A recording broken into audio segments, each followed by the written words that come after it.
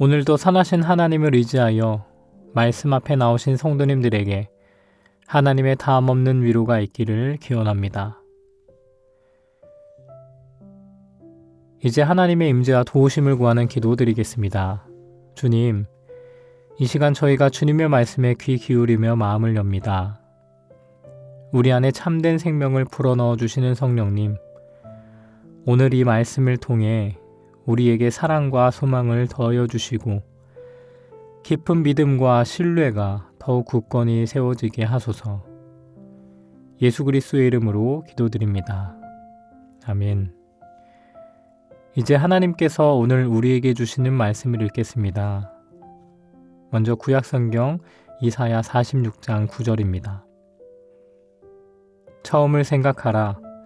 항상 있었던 것을 기억하라. 내가 하나님이고 다른 이는 없다. 내가 하나님이고 나와 같은 자는 없다. 신약성경 요한계시록 1장 8절입니다. 지금 있고 전에 있었고 오실 주 하나님, 전능하신 분께서 말씀하십니다. 나는 알파요 오메가이다.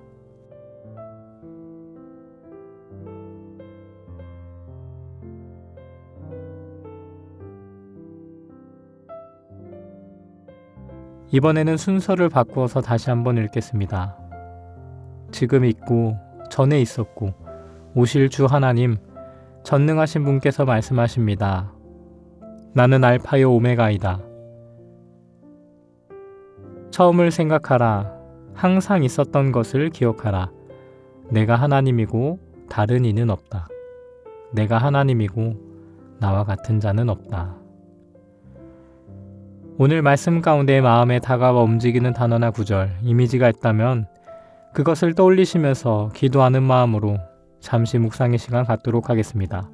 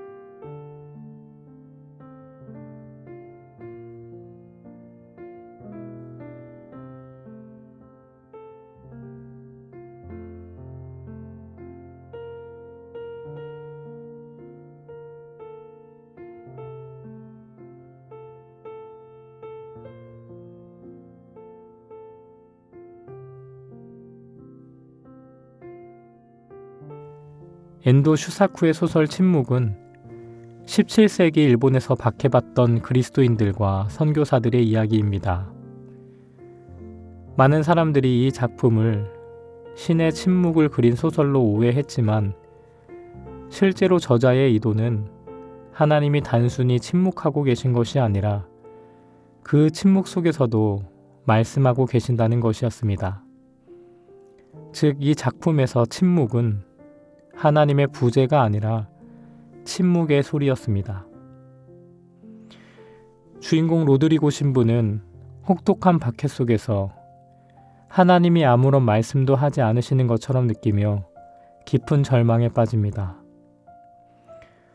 그가 사랑하고 돌보던 신자들이 잔인한 고문을 당하는 모습을 보면서 그는 하나님이 정말 살아계신다면 어째서 이토록 침묵하고 계시는가 라는 질문을 던집니다.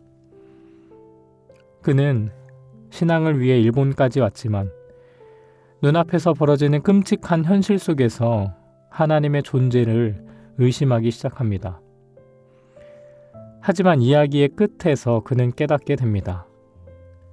하나님은 침묵하고 계신 것이 아니라 고난받는 자들의 고통 속에서 함께 아파하시며 다른 방식으로 응답하고 계셨다는 것을 말입니다. 하나님은 때로 우리가 듣고 싶어하는 방식으로 말씀하지 않으시지만 그렇다고 해서 그분이 우리를 버리신 것도 외면하신 것도 아니라는 사실을 그는 깨닫습니다. 하나님은 침묵을 통해 더 깊은 사랑을 더 깊은 동행을 보여주고 계셨던 것입니다. 우리의 삶에서도 이런 순간들이 있습니다. 하나님이 멀게 느껴지고 우리의 기도에 아무런 응답도 없는 것처럼 보일 때 우리는 흔들리게 됩니다. 하나님이 정말 우리의 삶을 인도하고 계시는 걸까? 하나님이 정말 나를 사랑하시는 걸까? 하나님이 침묵하시는 이유는 내가 잘못했기 때문은 아닐까? 우리는 이러한 질문들을 던지며 신앙의 깊은 골짜기를 지나갑니다. 그러나 성경은 분명히 말씀하십니다. 처음을 생각하라. 항상 있었던 것을 기억하라. 내가 하나님이고 다른 이는 없다. 내가 하나님이고 나와 같은 자는 없다. 하나님은 처음부터 지금까지 그리고 영원히 동일하신 분이십니다. 우리의 감정은 변하고 상황은 바뀌지만 하나님은 한 번도 우리를 떠나신 적이 없으십니다. 다만 우리가 하나님의 방식과 하나님의 때를 이해하지 못할 뿐입니다. 요한계시록 1장 8절에서도 하나님은 이렇게 말씀하십니다. 나는 알파여 오메가라. 지금도 있고 전에도 있었고 장차 올 자요 전능한 자라. 하나님은 처음과 끝이시며 모든 것을 주관하시는 분이십니다. 우리에게 고난이 찾아오고 우리의 삶이 예상치 못한 방향으로 흘러갈 때 우리는 하나님의 침묵을 오해할 수 있습니다. 하지만 하나님은 결코 우리를 떠나지 않으시고 우리가 깨닫지 못하는 방식으로 우리를 인도하고 계십니다.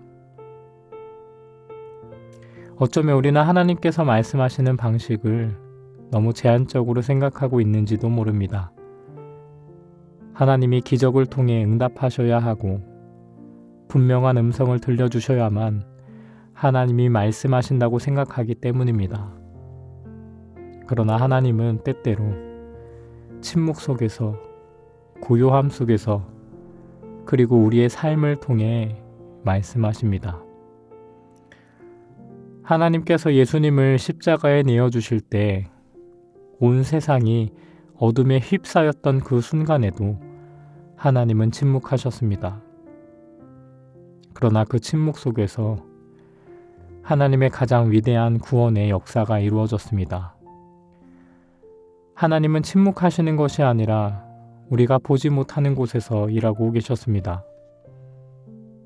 우리의 삶이 깊은 어둠 속에 갇힌 것처럼 느껴질 때, 믿음의 길이 끝이 보이지 않는 고난의 연속일 때 우리는 흔들릴 수 있습니다. 그러나 변함없이 지키시는 하나님께서 우리가 넘어지지 않도록 손을 붙잡고 계십니다.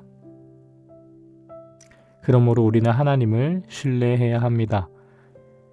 응답이 보이지 않을 때에도, 우리의 기도가 허공에 흩어지는 것처럼 느껴질 때에도 하나님은 여전히 우리와 함께 하시며 변함없는 사랑으로 우리를 이끌어 가십니다. 우리가 끝이라고 생각하는 그 순간에도 하나님은 이미 새로운 시작을 준비하고 계십니다. 오늘도 우리는 그분을 신뢰하며 나아갑니다. 우리의 이해를 초월하는 하나님의 신실하심을 믿으며 끝까지 붙들어 주시는 주님의 손을 의지합니다. 그리고 조용히 확신합니다.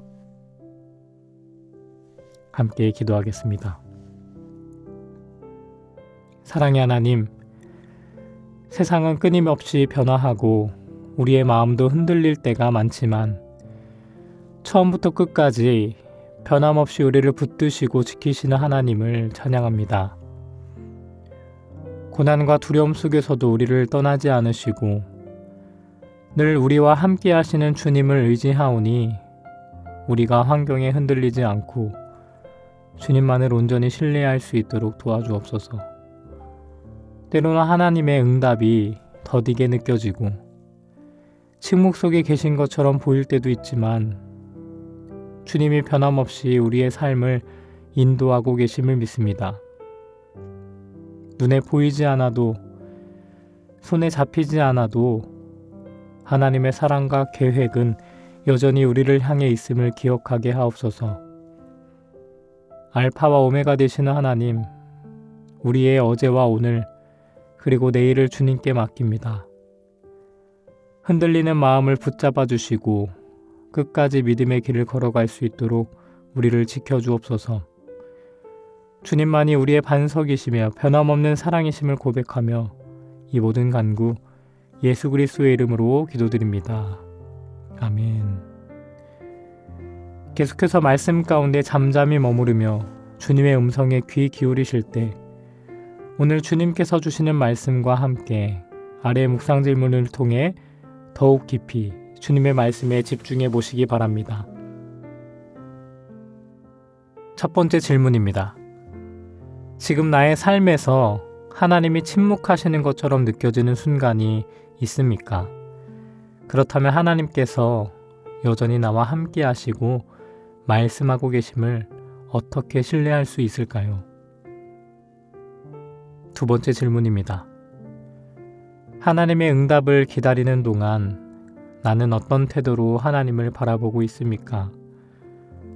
하나님의 침묵의 소리를 들을 수 있는 영적인 민감함을 어떻게 키울 수 있을까요? 묵상 질문을 통해 더욱 깊이 주님의 말씀에 집중해 보시기 바랍니다.